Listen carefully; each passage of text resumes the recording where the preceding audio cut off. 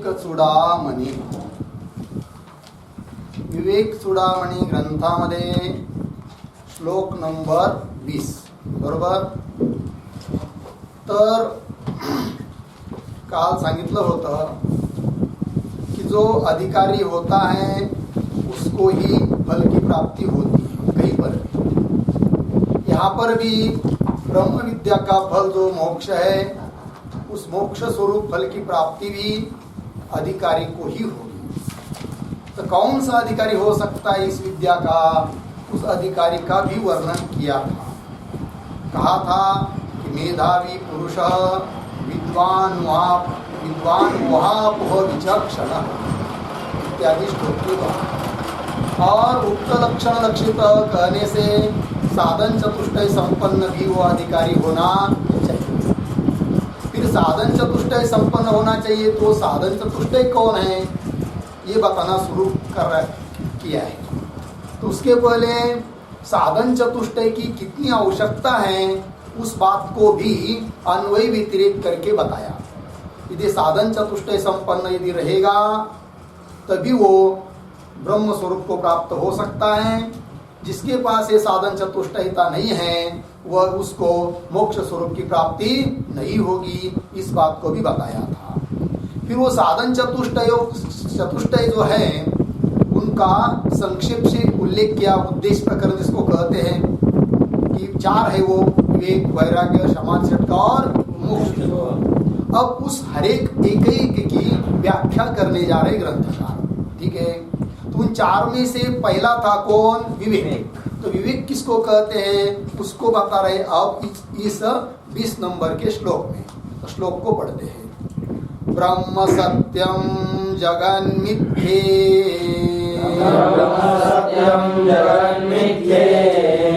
एवं रूपो विनिश्चयः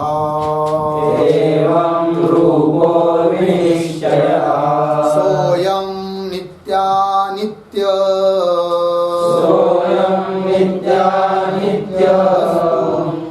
विवेकः समुदाहृतः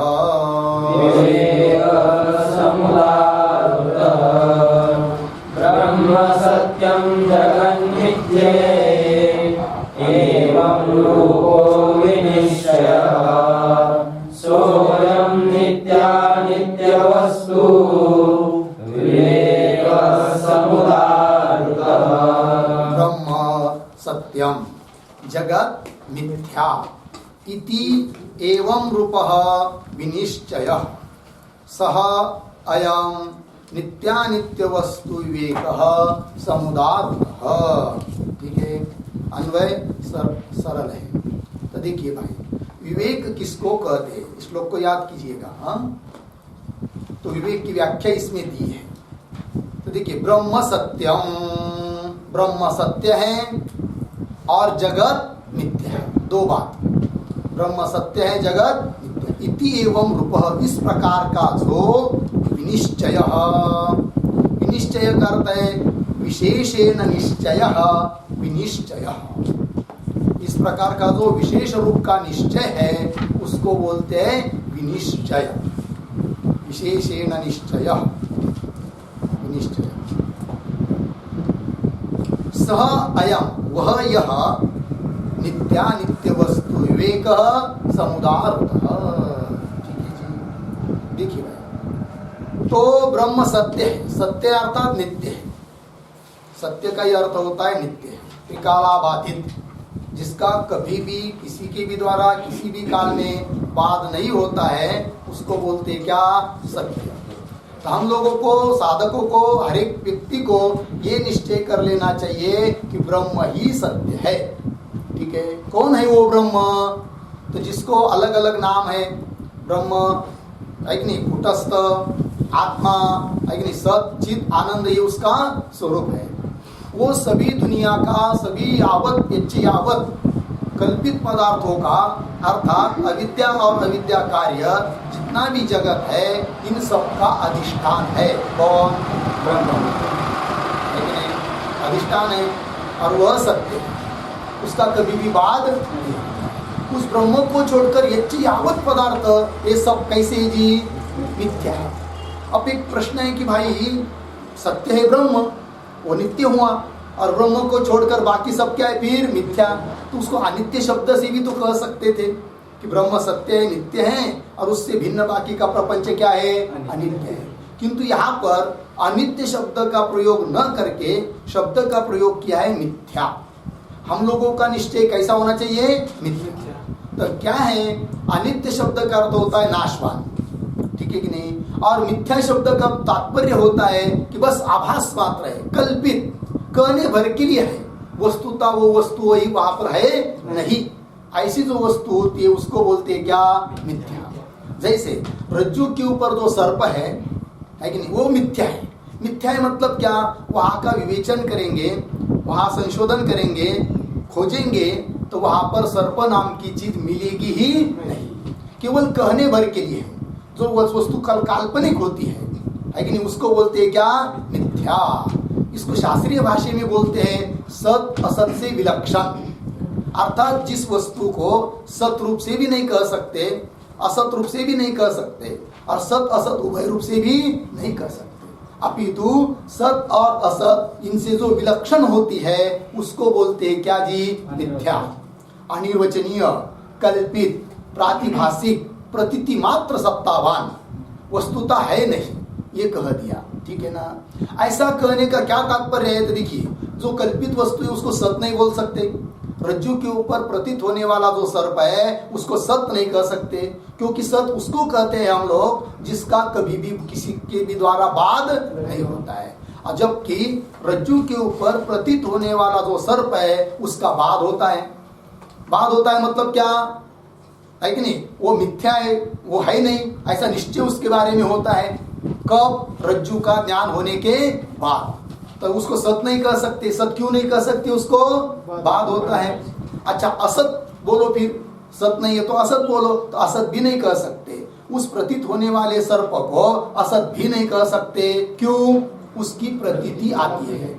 जो असत वस्तु होती है उसकी प्रतीति कभी भी आती नहीं है, मतलब वो वस्तु किसी को भी दिखती नहीं है। जैसे वंद्यापुत्र असत है, शशशृंग असत है।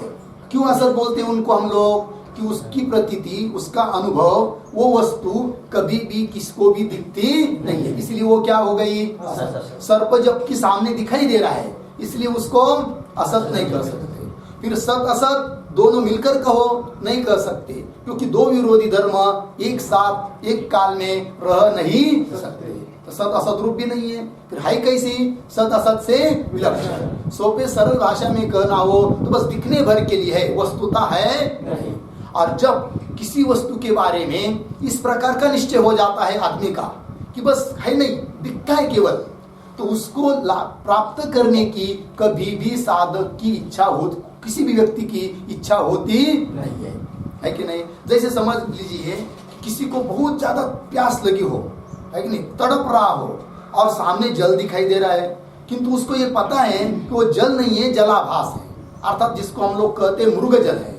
अब मृगजल है ये पता निश्चय होने के बाद कितनी भी प्यास लग जाए तो आदमी उसको लेने के लिए जाएगा क्या, जा ही नहीं सकता है, चाहे प्राण भी चले जाए। क्यों नहीं जाएगा, जल तो दिखाई दे रहा है, क्यों नहीं जा सकता है उधर, कि उसको पता चल गया ये क्या है, कल्पित है, अर्थात मिथ्या है। मिथ्या है ऐसा निश्चय होने पर उस वस्तु को ग्रहण करने की इच्छा होती ही नहीं है, इसलिए यहाँ पर लिख दिया है क्या, मिथ्या। समझ लीजिए भूख लगी है, बहुत ज्यादा भूख लगी है कि नहीं, खाने को कुछ मिल नहीं रहा है, और वहाँ एक अलमारी दिखाई दिया कांच की, और उसके अंदर कुछ फल दिखाई दिए, अच्छे फल, है कि नहीं। फिर इच्छा हो गई शुरू में, चलो भाई भूख लगी है, कोई नहीं यहाँ मालिक, तो भी कोई नहीं हुआ तो क्या हुआ, खाते लेंगे, भूख तो लगी है, और अलमारी खोल के देखा, हाथ में लिया, सफरचंद को लिया हाथ में, अंगूर को लिया, लेकिन हाथ में लेने के बाद पता चला कि प्लास्टिक के है, वस्तुतः है नहीं है। पुनः वहीं पर रख दिया, अलमारी लगा लिया, तो भी कोई खाने को तो मिल नहीं रहा है। 2 घंटे में और ज्यादा भूख बढ़ गई, तो आदमी पुनः उस फल को लेने के लिए जाएगा क्या, नहीं जाएगा। क्यों नहीं जाएगा, उसके बारे में निश्चय हो चुका है, कैसा, नित्य। वो तो अनित्य है, नाश होने वाले हैं प्लास्टिक के होने पर भी, वो तो बात अलग है ही, अनित्य है। किंतु अनित्य है इसलिए उसको लेने के लिए इच्छा नहीं होती, ऐसी बात नहीं है। अपितु इच्छा उसको लेने की क्यों नहीं हो रही है कि वो मिथ्या है, दिखने भर के लिए कल्पित है कि नहीं। यदि अनित्य कहते तो अनित्य वस्तु को लेने के लिए भी लोगों की इच्छा हो सकती है, क्योंकि दुनिया में सब लोगों को पता है विषय सुख अनित्य है, तो भी विषय सुख प्राप्त करने के लिए हर व्यक्ति हर दिन प्रयास करता है कि नहीं, करता है। इसीलिए इसलिए ग्रंथकार ने यहाँ पर सत्य के सापेक्ष, सत्य का अर्थ हुआ नित्य, उसके सापेक्ष जगत के बारे में अनित्य शब्द का प्रयोग न करके शब्द प्रयोग कर दिया, क्या कर दिया, मिथ्या है। अब जब विचार करते करते पता चल जाएगा, संत वाङ्मय सुन लिया, सत्पुरुष की वाणी सुन ली, शास्त्र चिंतन कर लिया और उसका अपने अंदर में बहुत चिंतन किया, विचार किया, गहरा विचार किया कि हाँ भाई सचमुच ये जगत तो कैसा है जी, काल्पनिक है। अब कोई बोले भाई कैसे काल्पनिक है, कैसा मिथ्या है जगत, हमको दिखाई दे रहा है, हम खा रहे हैं, कोई बोल रहा है, कोई गाली दे रहा है, ये सब तो सत्य करके व्यवहार चल रहा है, कैसे इसको मिथ्या कर रहे हो। मिथ्या का मतलब क्या, दिखने भर के लिए, वस्तुतः है ही नहीं है, और ये जगत के बारे में बोल रहे हो क्योंकि जगत मिथ्या, तो कैसा काल्पनिक है, संशय हो गया कि नहीं। लेकिन देखिए जब हम लोगों को स्वप्न होता है, नींद लगती है तो कभी कभी स्वप्न पड़ता है, और स्वप्न में हमको बहुत सारे पदार्थ दिखाई देते कि नहीं। जब हमको स्वप्न में नदी, पहाड़, पर्वत, मनुष्य, गाड़ी, ये सब पदार्थ दिखाई देते हैं, उस समय ऐसा पता चलता है कि मिथ्या है करके, खोटे करके, क्या लगता है, वो सत्य ही लगते हैं, सच लगते हैं। किंतु जब हम स्वप्न अवस्था में से जागृत अवस्था में आते हैं तब पता चलता है ये क्या है जी, मिथ्या है, काल्पनिक है कि नहीं। जब काल्पनिक है, लेकिन वो काल्पनिक है, मिथ्या है, यह निर्णय, यह निश्चय कब हुआ, जब स्वप्न अवस्था से हम जागृत अवस्था में आए तब। उस प्रकार जब तक हम इस जगत को सत्य मान रहे हैं, अनादिकाल के संस्कार हम लोगों के अंतःकरण में है, इसलिए हम इस जगत को सत्य समझ रहे हैं, इसलिए हम लोगों को पता नहीं चल रहा है जल्दी क्या कि ये काल्पनिक है करके। किंतु सचमुच इसका विचार करेंगे है कि नहीं, सत्पुरुषों की वाणी सुनेंगे, अनुभव से भी देखेंगे तो पता चल जाएगा ये भी सब क्या है जी, काल्पनिक है कि नहीं। उसको हमको अवस्थांतर करना पड़ेगा। अवस्थांतर करना पड़ेगा मतलब क्या, इस जो व्यवहारिक सत्ता में हम लोग बैठे हुए हैं, ये व्यवहारिक प्रपंच सब कल्पित है, इसका अधिष्ठानभूत जो चैतन्य तत्व है वही हमारा वास्तविक स्वरूप है और वही सब है। ऐसा निश्चय करते करते करते एक दिन आपको ये स्वप्न, सब जगत प्रपंच भी वैसा ही मिथ्या लगेगा जैसा जागृत में आने के बाद स्वप्न प्रपंच मिथ्या लगता है। ठीक है जी, ये मिथ्या कह दिया, इस जगत को मिथ्या कह दिया। मिथ्या कहने से क्या होगा, देखिए वैराग्य और विवेक, तो विवेक कारण है और उससे उसका कार्य है कौन, वैराग्य। वैराग्य का कारण है कौन, विवेक। जब विवेक दृढ़ रहेगा तब तो वैराग्य उत्पन्न होता है। ठीक है कि नहीं।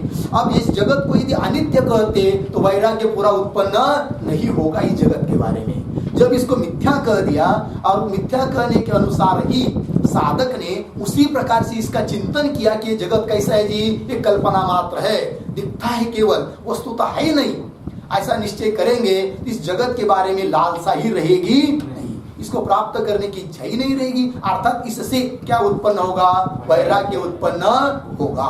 ठीक है कि नहीं। इसलिए कह दिया यहाँ पर ब्रह्म सत्यम जगन मिथ्या, लग गया कि नहीं। और जो मिथ्या वस्तु होती है उसको लेने के लिए, उसको ग्रहण करने के लिए किसी की इच्छा नहीं होती है। एक दो उदाहरण दिया मैंने, और एक उदाहरण देखिए। समझ लीजिए कोई एक आधा व्यक्ति है जो राजा बनना चाहता है, बहुत प्रयास करता है उसके लिए, है कि नहीं, राजा बनना चाहता है। लेकिन उसको एक ने बोल दिया, भाई आप क्या बनना चाहते हो, मैं राजा बनना चाहता हूँ। तो उसको एक दिन स्वप्न पड़ा, है कि नहीं, स्वप्न में बहुत सारा राज्य वैभव उसको दिखाई दिया। अब जागृत में आने के बाद वो राजा बनने के प्रयत्न छोड़ देगा क्या, छोड़ देना चाहिए, क्योंकि उसको तो राजगादी भी मिल गई थी स्वप्न में, बहुत बड़ा राज्य ही उसने देखा है कि नहीं। तो भी उसमें वो संतुष्ट है क्या, नहीं है। क्यों कि वो स्वप्न में दिखाई दिया, और स्वप्न का राजा, स्वप्न का राज वैभव वो सब क्या था, कल्पित ही था। ठीक है कि नहीं। कल्पित की तरफ आदमी की इच्छा नहीं होती है, इसलिए यहाँ पर कह दिया ये जगत कैसा है जी, मिथ्या है। ब्रह्म सत्य है और जगत मिथ्या है। ये इस बात का ही हम लोगों को रात दिन बार बार चिंतन करना चाहिए। देखिए ब्रह्म सत्यम जगत मिथ्या, इति एवं रूप विनिश्चय, इस प्रकार का जो दृढ़ निश्चय हो जाता है तो सह अयम, वही यह क्या है, विवेक है। उसको बोलते हैं नित्यानित्य वस्तु विवेक। ठीक है ना जी। नित्य क्या है, अनित्य क्या है, इसका पृथक्करण बुद्धि में हो गया तो इसी का नाम है क्या जी, विवेक। ठीक है। और यहाँ पर एक शब्द आया है सह अयम। सह मतलब वह, यह। तो वह सह, ये शब्द का प्रयोग क्यों किया भाई? तो देखिए पीछे श्लोक नंबर 17 में मिला है कि नहीं? श्लोक नंबर 17 में आया है विवेकिनः विरक्तस्य समाधि गुणशालिनः मुमुक्षोः। तो मुमुक्षु का विशेषण दिया है विवेकी। तो मुमुक्षु का विशेषण भूत जो विवेक, विवेक से युक्त उसको कहते विवेकी। तो विवेकी हुआ कौन, मुमुक्षु, और उसका विशेषण धर्म हुआ कौन, विवेक। तो जो मुमुक्षु के लिए विशेषण रूप से बताया था वही यह है क्या, विवेक। इसीलिए लिख दिया सह अयम। अयम मतलब यही पर श्लोक के पूर्वार्ध में जिसका विवेचन हमने किया है, ब्रह्म सत्यम जगन अयम, सह अयम, वही यह है नित्यानित्य वस्तु विवेक। ठीक। और एक बात, समुदारुत, उदारुत शब्द कर्त होता है कथित, और उसको उपसर्ग लगा दिया सम, तो समुदारुत शब्द बन गया। उसका अर्थ होता है सम्यक कथित, सम्यक रूप से बताया गया है, इस बात को विवेक कहते ऐसा। तो सम उपसर्ग लगाने का क्या मतलब है? तो लिख लीजिए एक वाक्य, एषः विवेकः एव,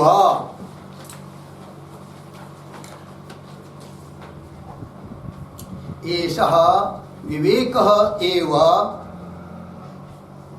नियतम वैराग्य हेतु,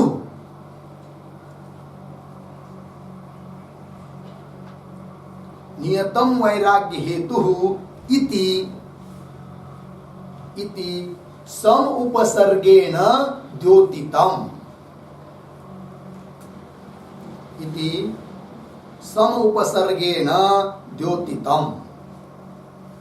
ठीक है जी। यह विवेक ही नियत रूप से वैराग्य का कारण है, इस बात को द्योतित कर दिया किसने? इस उपसर्ग ने। यदि विवेक नहीं रहेगा तो वैराग्य उत्पन्न होने पर भी वो टिकेगा नहीं। समझ लीजिए जिसका जगत सत्यत्व निश्चय है तो उसको भले किसी कारण से थोड़ा बहुत वैराग्य उत्पन्न हो जाता है तो भी वो टिकता नहीं। यदि विवेक के बिना भी वैराग्य टिक पाता तो अभी तक बहुत सारे लोग मुक्त हुए होते, क्योंकि हर एक व्यक्ति के जीवन में थोड़ा बहुत क्या होता है, वैराग्य तो उत्पन्न कभी न कभी होता ही है। जैसे किसी की अंत्य यात्रा को गए हम लोग, मरने के बाद जाते हैं ना जलाने के लिए, वहां जाने के बाद उस स्मशान भूमि में सभी लोगों को क्या होता है, वैराग्य उत्पन्न होता है कि नहीं? क्या वैराग्य उत्पन्न होता है? काहीच खरं नाही आहे, किती कमवा, हे करा ते करा, सारं सोडून इथं जावं लागतं, अरे बापरे नको रे बाबा, आता देवदेव केला पाहिजे। सब लोगों को क्या उत्पन्न होता है? वैराग्य उत्पन्न होता है कि नहीं? किंतु वो टिकता है क्या? क्यों नहीं टिकता है? वैराग्य उत्पन्न नहीं हुआ क्या? हुआ, लेकिन विवेक पूर्वक वो वैराग्य नहीं है। जब विवेक पूर्वक रहता तो उसका वैराग्य टिकता। ठीक है कि नहीं? इसलिए वैराग्य विवेक सहित वैराग्याचे ऐसा म्हटलेलं आहे। चला, ये हुआ विवेक के बारे में चर्चा, तो इसको याद कीजिएगा। अब विवेक का कार्य है वैराग्य, तो वैराग्य को बता रहे आगे के श्लोक में। श्लोक को पढ़ते हैं। 21 नंबर का श्लोक, नंबर बदल दिया क्या? समुदाय रुत के बाद लिख दीजिए 20 नंबर, ये 20वां श्लोक हुआ। ऊपर का 20 काट कर यहाँ लिखना है। अब आगे के दो पंक्ति मतलब 21 नंबर का श्लोक, ठीक है जी, वहां पर भी काट कर आगे लिख दीजिएगा। भोग वस्तुनि के आगे 21 नंबर आएगा, तो वो 21 नंबर का श्लोक पूरा होगा। पढ़ते हैं। तद्वैराग्यम जुगुप्साया, तद्वैराग्यम जुगुप्साया, दर्शन कैसा?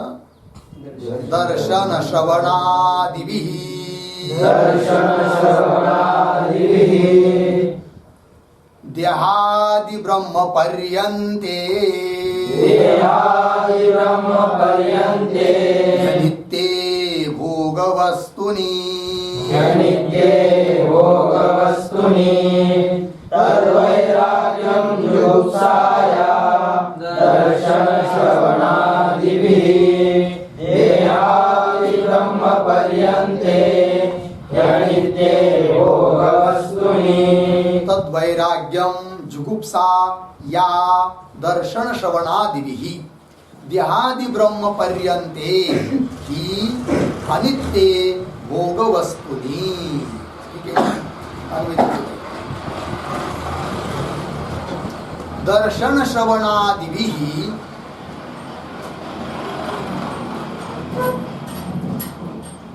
लिखा, दर्शन श्रवणादिभिः देहादि ब्रह्म पर्यन्ते अनित्ये ही भोगवस्तुनि अनित्ये ही भोगवस्तुनि या जुगुप्सा तद्वैराग्यम। ठीक है, देखिए भाई अर्थ वैराग्य की व्याख्या कर दिया है इसमें, इस श्लोक को भी याद करना है। ठीक है, दर्शन श्रवणादिभिः, दर्शन मतलब देखना, श्रवण मतलब सुनना। तो देखने से और सुनने से क्या कि या जुगुप्सा, देखकर और सुनकर जो जुगुप्सा उत्पन्न होती है उस जुगुप्सा का नाम है वैराग्य। समझ में आया भाई? ध्यान दीजिए, क्या क्या देखने से और सुनने से जो जुगुप्सा उत्पन्न होती है उसको बोलते हैं क्या? वैराग्य। अब हमको इस बात को समझना है कि जुगुप्सा क्या है, और दूसरी बात ये भी समझना है कि किसके बारे में जुगुप्सा। ठीक है ना? तो देखिए, तो जुगुप्सा का मतलब क्या होता है उसको हम लोग पहले थोड़ा सा लिख लीजिए। कदा अपि ईदृश पदार्थ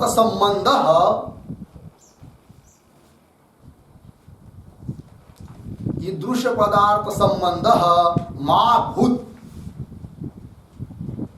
इति काकविष्ठायाम इव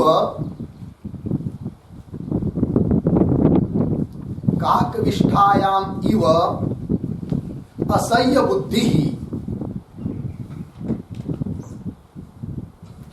बुद्धि तत्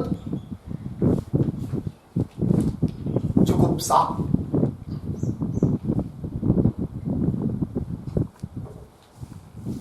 वैराग्यम इत्यर्थ, कारण जुगुप्सा को ही वैराग्य कहते हैं। देखिए भाई अर्थ, कभी कभी क्या होता है जीवन में हम लोगों के ऐसे कुछ पदार्थ का संबंध आता है कि जिसको हम भूल से भी नहीं चाहते। समझ में आया कि नहीं? जैसे समझ लीजिए कई गंदगी पड़ी हुई है कि नहीं, मानव मल है या कुत्ते की टट्टी है, आदि आदि दुर्गंधित वस्तु है। हम नहीं चाहते कि उसके साथ हमारा स्पर्श हो, लेकिन भूल से पैर को लग गया, हाथ को लग गया, कहीं लग गया, तो हम तुरंत उसको क्या करते हैं? धो डालते कि नहीं? तो बिल्कुल सहा नहीं जाता है कि इस प्रकार के पदार्थ का संबंध हमको बिल्कुल नहीं होना चाहिए। हो गया वातावरण। तो इस प्रकार की जो कदापि ईदृश पदार्थ संबंध माभूत, इस प्रकार के पदार्थ का संबंध हमसे नहीं होना चाहिए। इस प्रकार की जो असह्य बुद्धि, उदाहरण दिया काक विष्टायाम इव, जैसे चलते चलते हम लोगों के ऊपर काक ने, कौवे ने टट्टी कर दिया, तो हम चाहते कि रहने तो 2-4 दिन, नहीं चाहते, तुरंत उसको निकाल देते, धो देते, है कि नहीं? बिल्कुल नहीं सहा जाता है। तो इस प्रकार की जो असह्य बुद्धि है उसका नाम है क्या? बिल्कुल नहीं चाहिए हमको, बिल्कुल अलग, संबंध ही नहीं होना चाहिए उसके साथ। इसका नाम है क्या जी? और ऐसी जुगुप्सा, इस प्रकार की घृणा बुद्धि, जुगुप्सा का मतलब क्या जी? घृणा बुद्धि। ऐसी जुगुप्सा जब हमको उत्पन्न होगी, किसके बारे में? देहादि ब्रह्म पर्यन्ते अनित्ये ही भोग वस्तुनि। श्लोक का उत्तरार्ध आया ना? तो देहादि ब्रह्म पर्यंते मतलब अपने देह से लेकर अति ब्रह्म देव तक सभी यावत देह और देह के संबंधी सारे पदार्थ सब आ जाए, सब समस्त जगत उसमें आ गया। ठीक है ना जी। तो देहादि ब्रह्म पर्यंते अनित्य ऐसी जो भोग वस्तु है, भोग्य वस्तु है, ये सब इनके बारे में इस प्रकार की बुद्धि हम लोगों को उत्पन्न होनी चाहिए। जैसी काकविष्टा के बारे में बुद्धि उत्पन्न होती है, बिल्कुल संबंध नहीं चाहिए। उस प्रकार ये जगत कैसा है? अनित्य है कि नहीं? काल्पनिक है, मिथ्या है कि नहीं? इसके साथ हमारा कोई संबंध नहीं चाहिए। ऐसी जुगुप्सा जब उत्पन्न होगी जगत के बारे में, अपने देह से लेकर समस्त जगत के बारे में, अर्थात ये लोक के बारे में भी और परलोक के बारे में भी, क्योंकि क्या लिखा है? देहादि ब्रह्म सब के बारे में इस प्रकार की जुगुप्सा जब उत्पन्न होती है तो उसको कहते हैं क्या? वैराग्य। और इस प्रकार की जुगुप्सा उत्पन्न होनी ही चाहिए, क्योंकि ये जगत दुख मात्र है। जगत का स्वरूप ही है क्या? दुख। और परमात्मा का स्वरूप है क्या? सुख। अत्यंत विरोधी है। और हम लोग सुख को चाहते हैं या दुख को चाहते हैं? सुख को चाहते हैं। यदि सुख को चाहते हैं तो ब्रह्म में ही हमारी निष्ठा होनी चाहिए, और ब्रह्म के अलावा इस दुनिया में देहादि पदार्थों में, व्यक्ति में, पदार्थ में कहीं पर भी क्या हमारी दृष्टि नहीं जानी चाहिए, और उसका हमारे साथ संबंध भी नहीं होना चाहिए, क्योंकि जगत के साथ संबंध आया कि दुख ही मिलने वाला है। लग गया कि नहीं? और कितनी खराब वस्तु है, कोई अच्छी वस्तु है कि इसमें जगत में? परमात्मा को छोड़कर दुनिया में अच्छी वस्तु कोई भी नहीं है। दूर की बात तो छोड़ दीजिए, अपने देह के बारे में लीजिए। जिस देह को हम इतना पालन पोषण करते हैं, संभालते हैं, उसको रोज साबुन से नहलाते हैं, तो कैसा है ये देह? बताइए तो, है कि नहीं? इतना सुंदर बढ़िया से पकवान हम खा लेते हैं और दूसरे दिन देखते हैं तो उसका परिणाम इतना बेकार हो जाता है कि उसको हम देखना भी नहीं चाहते, स्पर्श भी करना नहीं चाहते। ऐसा ये शरीर है। शरीर के साथ संबंध अच्छे वस्तु का आया तो अच्छे वस्तु को भी खराब कर देता है। कौन? ये शरीर है। और देखिए इस शरीर में से क्या बहता है कि नहीं? 9 मुख्य द्वार होते हैं इस शरीर के, है कि नहीं? आँख, कान आदि आदि आदि। और किसी के भी माध्यम से देखिए तो दुर्गंधी ही बाहर आती है, और पसीना कितना आता है, कितना दुर्गंध आता है। इधर उधर देखेंगे, 8 दिन स्नान न करके देखिए तो पता चलेगा कैसा होता है करके। एक दिन दांत नहीं मांजे तो दांत पीले हो जाएंगे, स्नान नहीं करेंगे तो कैसी स्थिति हो जाती है कि नहीं? इतना ये बेकार शरीर है। देखिए ये शरीर इतना घृणित है, लेकिन हम उसको बढ़िया बढ़िया बनाना चाहते हैं, जो कि बढ़िया बन नहीं सकता है कि नहीं? जो वस्तु जिसका स्वरूप ही घान है, स्वरूप ही इसका इस प्रकार का है, उसको सुंदर बनाया नहीं जा सकता है। समझ में आया? इसलिए ये शरीर के साथ हमारा संबंध न हो, ऐसा ही होना चाहिए। फिर क्या करें? रेलवे के नीचे जाकर इस शरीर को छोड़ दे क्या इसका साथ संबंध? ऐसा करेंगे तो कोई फायदा नहीं है। उससे क्या होगा? इतना बड़ा पाप बन जाएगा तो भगवान कभी भी उस व्यक्ति को क्षमा नहीं करेगा। आत्महत्या करने वाले को क्षमा कभी भी भगवान करता नहीं है, क्योंकि भगवान ने ये शरीर दिया है, इसलिए दिया है कि उसका उस जीव का उद्धार होने के लिए ये शरीर दिया है। और इतना ये शरीर भगवान ने दिया उद्धार करने के लिए, और उसके माध्यम से परमार्थ करने के अलावा हम लोग इस प्रकार से उसका त्याग देंगे तो भगवान कभी भी प्रसन्न नहीं हो सकते हैं। लग गया कि नहीं? इसीलिए आत्महत्या कभी भी नहीं करनी चाहिए, चाहे कितना भी बड़ा प्रसंग आ जाए, चाहे तो हिमालय निकल जाइए, बहुत दिक्कत हुई। समझ लीजिए शादी तूने अभी यहाँ सब ब्रह्मचारी है, बात अलग है कि नहीं? समझ लीजिए माँ ने मार दिया, या शादी हो गई समझ लीजिए किसी की, पत्नी ने कभी उल्टा सुल्टा बोल दिया, मार दिया, तो क्या करना है? गुस्सा कर कभी भी आत्महत्या करना। क्या करना? 2-4 महीने के लिए हिमालय निकल जाइए, कहीं आश्रम में चले जाइए, राग शांत हो जाएगा, किंतु आत्महत्या कभी भी करनी। ठीक है जी। कहने का तात्पर्य हमारा इस बात पर चल रहा है कि शरीर अत्यंत घृणित है, उसके साथ संबंध नहीं चाहिए। इसका मतलब आत्महत्या नहीं करना है, अपितु परमार्थ करके उस शरीर की तरफ जो हमारी वृत्ति है, शरीर के साथ जो तादात्म्य लगा हुआ है, शरीर को ही हम जो अपना स्वरूप समझ रहे हैं, उस बुद्धि का बात करके इस शरीर का जो साक्षी है, जो तटस्थ है, चैतन्य है, सच्चिदानंदगण है, वही मेरा वास्तव स्वरूप है। इस शरीर के साथ मेरा कोई संबंध नहीं है। अपने वृत्ति को शरीर में से निकालना है और परमात्मा की तरफ लगाना है। ठीक है जी। ये हुआ शरीर से अलग होना। तो कहने का तात्पर्य इस बात का चल रहा है कि देहादि के बारे में जुगुप्सा उत्पन्न होनी चाहिए। यदि जिसको देह के बारे में जुगुप्सा उत्पन्न नहीं होती है, घृणा उत्पन्न नहीं होती है, तो उसको वैराग्य उत्पन्न होने के लिए और दूसरा कोई साधन नहीं बताया जा सकता है। एक श्लोक आता है इसके बारे में, आप लोग लिख लीजिए। स्वदेहा शुचि गंधेन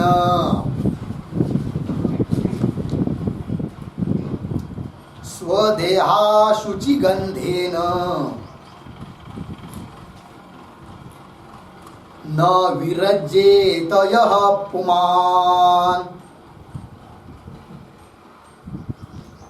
न विरज्येत यः पुमान्। पूर्वार्ध हो गया, उत्तरार्ध। वैराग्य कारणम तस्य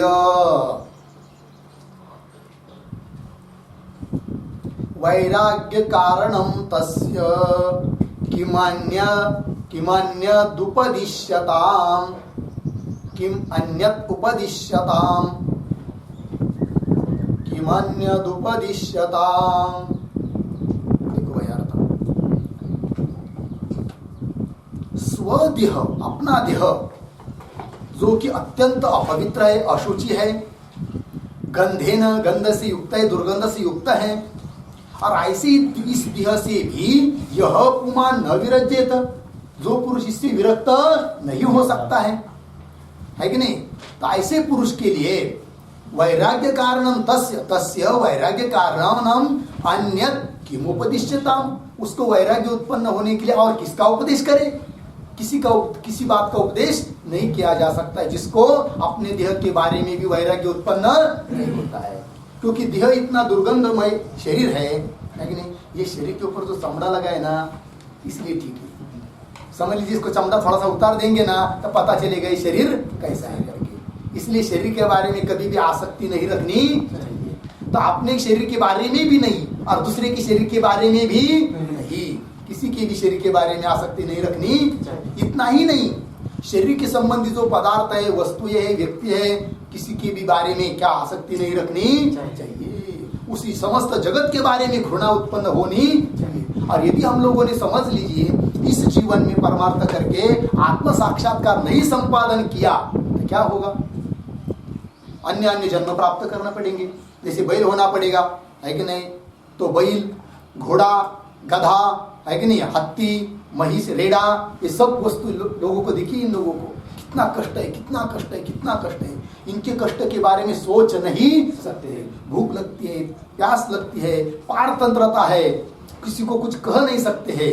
समझ में आया कि नहीं? अत्यंत, इसलिए हम लोगों को इसी जीवन में इसी समय क्या होना चाहिए? जागरूक हो जाना चाहिए। और इस दुनिया के बारे में देहादि ब्रह्म पर्यंत इस लोक के भी भोग और परलोक के भी भोग, इन सबके बारे में क्या होनी चाहिए? जुगुप्सा, वैराग्य उत्पन्न होना ही चाहिए।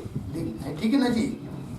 चलिए आगे। देहादि ब्रह्म पर्यंते अनित्य ही भोग वस्तुनि, है कि नहीं? जितनी भी भोग वस्तुएं हैं, भोग लेने के साधन हैं, वो सब दुख से युक्त है। शरीर आदि को देखेंगे तो रोगादि से युक्त है। पशु पक्षी आदि को देखेंगे तो अत्यंत पारतंत्र है, मुका है, बोल भी नहीं सकते वो लोग, है कि नहीं? देवता लोग को लेंगे, है कि नहीं? इंद्र चंद्र आदि देवता लोग, तो उनको भी दुख है, क्योंकि उनको भी हम लोगों ने सुना है ना शास्त्र में, क्या राक्षसों के द्वारा उनको भी क्या होती है? तकलीफ होती है, पीड़ा होती है, युद्ध करना पड़ता है। इसका मतलब ये सब क्या है जी? दुखमय ही है। इसलिए इस सब दुनिया के बारे में घृणा उत्पन्न होनी चाहिए। इतना बात चल गई तो क्या हुआ? वैराग्य का जुगुप्सा को वैराग्य कहते हैं। किसके बारे में जुगुप्सा? जगत के प्रति। देहादि ब्रह्म पर्यंते अनित्य ही भोग वस्तुनि, समस्त जगत के बारे में। ठीक है, अब वो जुगुप्सा उत्पन्न होनी चाहिए, किसके माध्यम से होगी? तो पहले तो विवेक तो मूल ही है, किंतु और एक निमित्त कारण बताया, दर्शन श्रवणादिभि, है कि नहीं? तो दर्शन हम लोगों ने बताया अभी क्या? देखने से तो पता चल रहा है शरीर दुर्गंध है, सभी तो जीवों को कितनी तकलीफ है, ये देखने से हुआ। अब सुनने से भी, तो जो दिखाई नहीं देते हैं उनके बारे में सुना है हम लोगों ने, तो सुनकर भी उनके बारे में जुगुप्सा उत्पन्न होनी चाहिए। तो दर्शन श्रवण आदि भी, इसके ऊपर लिख लीजिए थोड़ा एक बार। ऐहिक देहादि भोग्य वस्तुनः ऐहिक देहादि भोग्य वस्तुनः दर्शनेन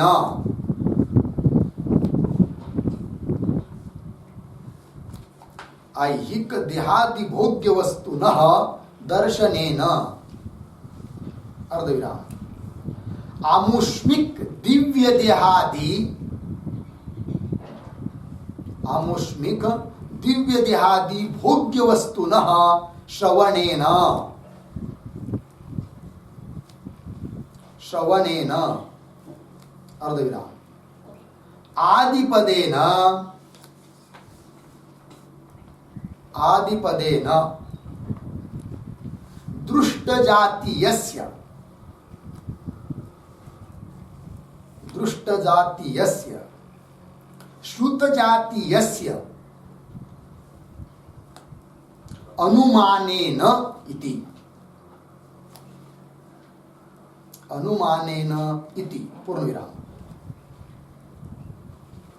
यद्यथा उद्धरणचिह्न यद्यथा इह यद्यथा यद्यथा इह कर्मचितो लोकः क्षीयते कर्मचितो लोकः क्षीयते एवं एव अमुत्र पुण्यचितः लोकः क्षीयते पुण्यचितः लोकः क्षीयते पूर्णविराम दूसरी श्रुति दूसरा प्रमाण क्षीणे पुण्ये मर्त्य लोकम विशन्ति गीता क्षीणे पुण्ये मर्त्य लोकम विशन्ति और अर्धविराम आगे दूसरा आब्रह्म भुवना लोका पुनरावर्तिनोर्जुन आब्रह्म भुवना लोका पुनरावर्तिनोर्जुन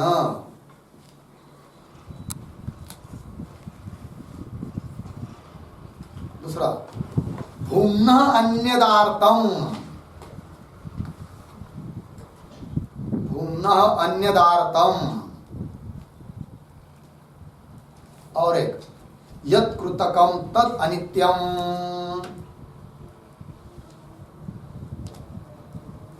यत् कृतकम तत् अनित्यम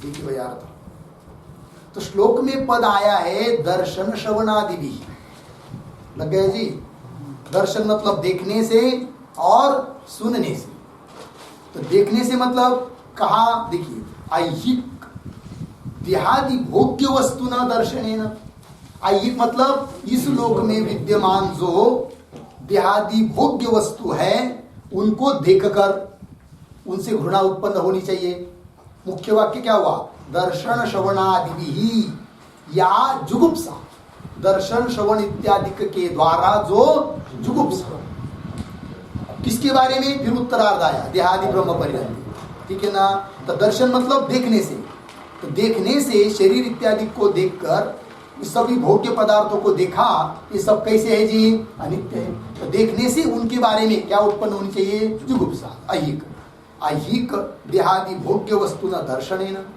अब जो आमुष्मिक मतलब अन्य लोगों में विद्यमान भोग्य वस्तु है उसको तो हम देख नहीं सकते तो उसके बारे में सुना है तो उनके बारे में सुना है तो सुनकर भी उन अन्य लोगों के बारे में क्या उत्पन्न होनी चाहिए जुगुप्सा उत्पन्न होनी चाहिए सुनने से क्योंकि शास्त्र कह रहा है ना तो सुन लिया तो उनके बारे में भी लालसा नहीं होनी चाहिए अभी तो घृणा ही उत्पन्न होनी चाहिए तो वह सुनने से आमुष्मिक दिव्य देहादि भोग्य वस्तु न श्रवणेन और श्लोक में जो पद आया है दर्शन श्रवणादि भी आदि आदि शब्द से क्या लेंगे तो आदि पदे न दुष्ट जातीय जो देखने के लिए योग्य है और सुनने के लिए योग्य शुद्ध जातीय उनके बारे में अनुमानेन मतलब देखने से सुनने से अनुमान करने से जो इन सभी भोग्य पदार्थों के बारे में जुगुप्सा उत्पन्न होगी उसका नाम है क्या वैराग्य समझ में आया जी तो अनुमान से भी हो सकता है कि नहीं हाँ अनित्यत्व का निश्चय होगा दुखत्व का निश्चय होगा भोग्य वस्तु के बारे में है कि नहीं। चलिए, तो सुनने से तो वो कैसे, तो उसके लिए कुछ बताया है। यथा जिस प्रकार यह इस लोक में कर्मचित लोक क्षीयते, कर्म से प्राप्त किया हुआ लोक, कर्म से प्राप्त की हुई वस्तु जैसे क्षीण हो जाती है, नष्ट हो जाती है, इसी प्रकार अमूत्र पुण्यचित लोक क्षीयते। अमूत्र मतलब स्वर्ग आदि लोक में, वो भी तो पुण्य से ही मिलता है ना। यहाँ पर यज्ञादि करेंगे तो पुण्य से मिलेगा, तो कर्म से ही प्राप्त हो रहा है। तो कर्म से प्राप्त की हुई वस्तु यहाँ पर इस भूमि में जैसी क्षण भंगुर है, अनित्य है, उसी प्रकार स्वर्गादि वस्तु या स्वर्ग में प्राप्त होने वाले दिव्य देहादि भी कर्म से प्राप्त होने के कारण वो भी कैसे है जी, अनित्य ही है। और जो चीज जो वस्तु अनित्य है उसको प्राप्त करके क्या करना है, फिर छोड़ दो, हमको नहीं चाहिए, स्वर्ग नहीं चाहिए और स्वर्ग का दिव्य देह भी नहीं चाहिए, क्योंकि वहां पर तो हमको हमेशा रहने के लिए तो मिलेगा नहीं। कुछ साल तो रहने देंगे वो लोग जब तक पुण्य है, और पुण्य समाप्त हुआ तो या वहां से क्या करेंगे, बस धड़ाम से गिरा देंगे, पुनः मृत्यु लोक में आना पड़ेगा। तो छोड़ दो, फिर हमको नहीं चाहिए, क्या स्वर्ग भी नहीं चाहिए, लेकिन ब्रह्म कोई लोक नहीं चाहिए, और यहाँ की भी कोई भोग नहीं चाहिए। ब्रह्मादिक पदे दुखाची। और प्रमाण दिया, देखिए, क्षीणे पुण्य मर्त्य लोकम विशंति, लेकिन पुण्य क्षीण होने पर पुनः मृत्यु लोक में आ जाते, तो सुनने से, तो सुन लिया ना उनके बारे में, तो उनके बारे में भी क्या होनी चाहिए, जुगुप्सा, सुनने से। समझ में आया। पुनः आब्रह्म भोना लोका पुनरावर्तिनो, है कि नहीं। वहां के एक दो लोग ऐसा नहीं, जितने भी लोग है शास्त्र ने बताए हुए सभी लोग ऐसे ही है, वहां से पुनः वापस आना ही पड़ता है। पुनः भूम्न अन्यत अर्थम, भूम्न अर्थात परमात्मा से अन्य जो भी कुछ है वो सब दुख रूप है, बताया है शास्त्र में। यद कृतकम तद अनित्यम, जो कृतक जो किया हुआ है, बनाया गया है, वो सब क्या है, अनित्य है। अब जो चीज अनित्य है उसको इतना बड़ा प्रयास करके प्राप्त करना, और प्राप्त किया तो किसको प्राप्त किया, अनित्य वस्तु को प्राप्त किया, क्या पुरुषार्थ सिद्ध हो जाएगा, कुछ नहीं। इसलिए हमको प्राप्त करना है, किंतु ऐसी वस्तु को प्राप्त नहीं करना है कि जो अनित्य है, ऐसी वस्तु को हमको प्राप्त करना है कि जो प्राप्त होने के बाद, है कि नहीं, पुनः वो हमसे छूटेगी नहीं। तो वो एक ही वस्तु है, वो कौन, ब्रह्म स्थिति, मोक्ष, आत्म स्थिति। लग गया कि नहीं। और वैसा देखा जाए तो आत्म स्थिति नित्य प्राप्त ही है। पकड़ा है किसको, अनात्मा को, इसलिए गड़बड़ है। अनात्मा को छोड़ दिया ना तो आत्मा तो ही है। ठीक है, चलिए समझ में आया श्लोक का तात्पर्य। फिर क्या अर्थ निकला इससे, वैराग्य। और वैराग्य का कारण कौन है, विवेक। तो विवेक से उत्पन्न होता है कौन, वैराग्य। और वैराग्य से उत्पन्न होता है आगे का साधन, विवेक, वैराग्य। उसके बाद आता है समाधि षट्क। तो वो समाधि षट्क बताने के लिए आगे का श्लोक आ रहा है। ठीक है जी। यदि कोई अब जब परीक्षा होगी ना तब आप लोगों को बोलना पड़ेगा, जो निवड़ा श्लोक दे रहे हैं ना तो कंठस्थ कीजिए। अब 100 श्लोक हो जाएंगे पूरे, तो परीक्षा होगी। तो परीक्षा कैसी होगी, तो सब लोग इसी प्रकार हम लोग बैठेंगे, है कि नहीं। और निवड़ा श्लोक जो दिया है उसका नाम तो हमारे पास है ही, तो किसी का भी नंबर आएगा, चिट्ठी डालेंगे, हाँ भाई आपका नंबर आया है, इस कितने नंबर का श्लोक पर आप बोलिए। तो यहाँ पर खड़े होकर 5 मिनट आपको उस पर बोलना पड़ेगा, उसका तात्पर्य बताना पड़ेगा। समझ में आया। इस प्रकार की परीक्षा होगी, इसलिए आप इसे सावध कर दिया। ठीक है जी। ये हुआ क्या जी, वैराग्य। इसके बाद आता है शम। चलते हैं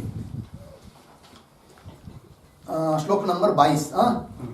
विरज्य विषय व्राता, दोष दृष्ट्या मुहुर्मुहुः, स्वलक्षे नियतावस्था,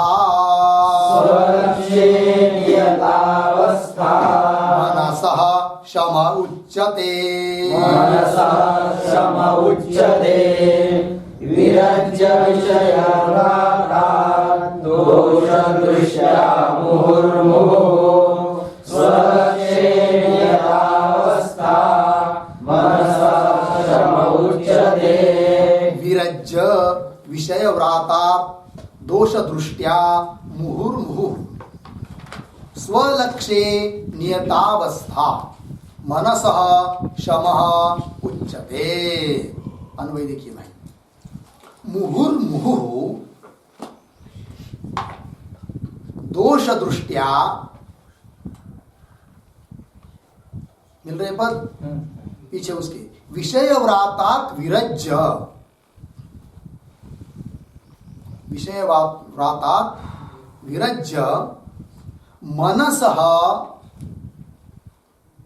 स्वलक्ष्ये नियतावस्था, स्वलक्ष्ये नियतावस्था शम उच्यते। हो गया जी। देखिए भाई यार था मुहुर्मुहु, मुहुर्मुहु का अर्थ होता है बार बार, ठीक है ना जी। दोष दृष्टिया, दोष दृष्टि कर करा के, है कि नहीं, विषयों के बारे में। तो विषय व्रातात्, विषय व्रातात् का मतलब है विषय समूहात, यावत विषयों से विरज्य, विरक्त होकर, है कि नहीं। फिर आगे मनसः स्वलक्ष्ये नियतावस्था, मन की अपने लक्ष्य में जो नियत स्थिति, उस नियत स्थिति का नाम है शम। ठीक है जी। क्या हो रहा है? शम। किसको कहते हैं शम? थोड़े में बोलना हो तो शम के बारे में क्या, अपने लक्ष्य पर जो मन को स्थिर करना, इसको बोलते हैं क्या? शम। तो लक्ष्य क्या? स्वलक्ष्य क्या? तो स्वलक्ष्य दो ही हो सकता है, सगुण या निर्गुण, सगुण परमात्मा या निर्गुण परमात्मा, है कि नहीं। बस इसके अलावा दुनिया में कोई लक्ष्य नहीं है। तो बोलेंगे कैसा लक्ष्य नहीं है? हमने लक्ष्य पकड़ के रखा है कि नहीं। क्या लक्ष्य पकड़ के रखा है? ब्रह्म स्थिति। वो तो बात है ही, किंतु हमने लक्ष्य पकड़ के रखा है क्या? कीर्तन करना है, आश्रम बनाना है, फॉर्च्यूनर गाड़ी लेना है। वो लक्ष्य नहीं है। समझ में आया? और ऐसा लक्ष्य को पकड़ना भी नहीं चाहिए।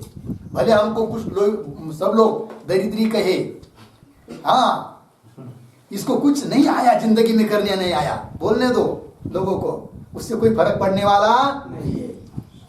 बोलेंगे उनके घर में बैठेंगे, बैठने दो, है कि नहीं।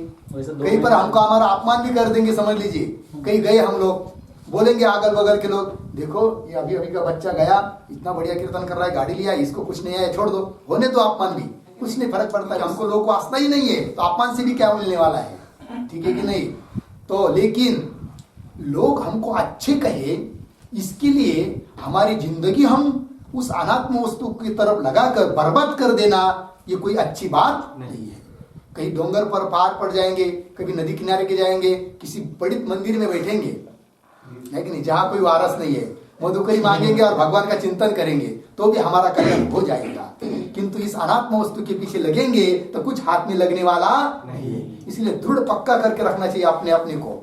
समझ में आया कि लोग किस तरह से हमको अच्छा बोलेंगे, ये सोचना छोड़ दो। लोग कुछ भी कहे, हम शास्त्र क्या कह रहा है, हमारे मन को किससे अच्छा लग रहा है, तो शास्त्र जो कह रहा है उस मार्ग से चलेंगे, लोगों को तरफ देखना नहीं है। तो वही कहा क्या, मुहुर्मुहु बार बार दोष दृष्टिया विषय व्रातात्, विषयों के बारे में, अनात्म जगत के बारे में, वस्तु के बारे में क्या करनी है? दोष दृष्टि करनी है। कोई भी विषय प्राप्त करने के लिए बहुत कष्ट होता है, प्राप्त करने के बाद भी क्या क्या होता है? वो नाशवान ही वस्तु मिलती है ना अंतिम में, है कि नहीं। नाशवान वस्तु मिलेगी, बहुत धन खर्च करके मिलेगी, उसके लिए बहुत कष्ट करना पड़ता है उस विषयों के लिए। तो कैसे विषय देखिए, उसके लिए बहुत धन खर्च करना है, बहुत समय खर्च करना है, बहुत कष्ट लेने हैं, और इतना करने के बावजूद भी वस्तु मिलेगी तो कैसी मिलेगी? नाशवान ही वस्तु मिलेगी ना। और उसके बाद समझ लीजिए बहुत प्रयास करके वस्तु प्राप्त कर भी ली, उसका परिणाम कोई अच्छा निकलता है क्या? नहीं। अंतिम में देखेंगे तो उसमें कोई सार तत्व दिखता नहीं है, क्योंकि अनात्म वस्तु में सार तत्व है ही नहीं है। सार केवल एक ही है, कौन? परमात्मा ही है कि नहीं।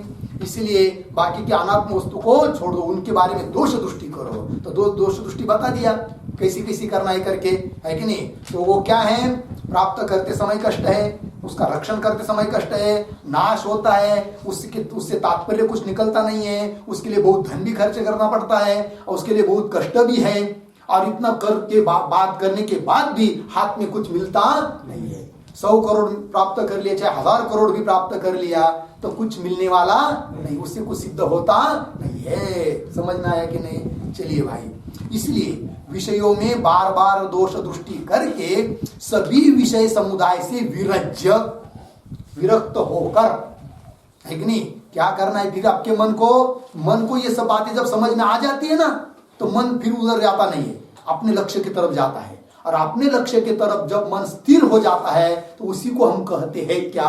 शम। समझ में आया? एक शब्द में कहना हो तो मनो का निग्रह, तो मन का निग्रह क्या? इसी को मन का निग्रह कहते हैं, अपने लक्ष्य पर मन को स्थिर करना। और लक्ष्य मतलब क्या?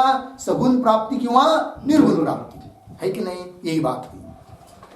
तो स्वलक्ष्य लगे मनसः स्वलक्ष्य, मन का स्वलक्ष्य अपने लक्ष्य में नियतावस्था, जो नियत अवस्था है, नियत अवस्था मतलब क्या? निश्चल स्थिति, निर्विकार अवस्था, स्थिरता,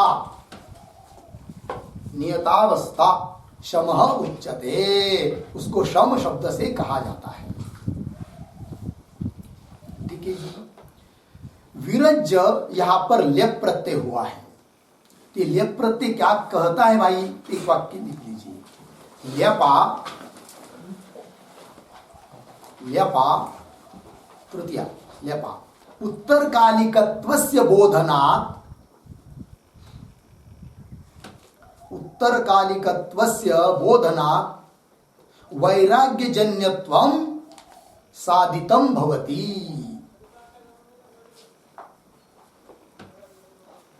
वैराग्यजन्यत्वं साधितं भवति। ठीक है जी। देखिए अर्थ, लेपा लेप प्रत्यय से क्या बताया? उत्तरकालिकत्व उसका अर्थ है।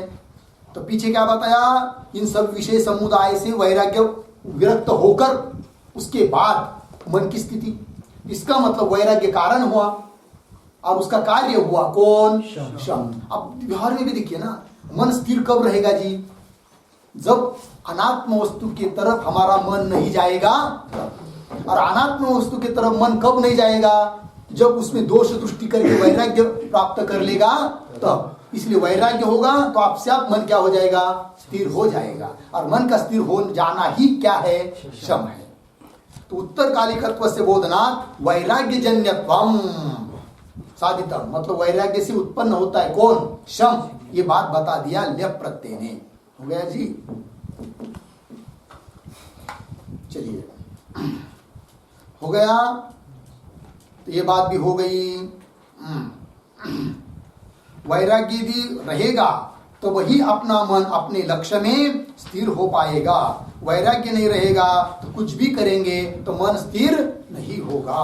और वैराग्य कब उत्पन्न होगा? विषयों में दोष दृष्टि करेंगे तब। और विषयों में दोष दृष्टि है कि नहीं, ये सब स्थिर कब रहेगी? जब विवेक रहेगा तब। ये सब कार्य कारण भाव है। ये हुआ शम की व्याख्या हुई। इस श्लोक को भी याद कर दीजिए, क्योंकि एक एक श्लोक में व्याख्या दी है। लेकिन विवेक किसको कहते हैं, वैराग्य किसको कहते हैं, शम किसको कहते हैं। ठीक। अब उसके बाद आता है नंबर किसका? दम का। किंतु दम का विचार हम लोग कल करेंगे। ठीक है जी। ओम पूर्णमदः पूर्णमिदं पूर्णात् पूर्णमुदच्यते पूर्णस्य पूर्णमादाय पूर्णमेवावशिष्यते। ओम शांति शांति शांति।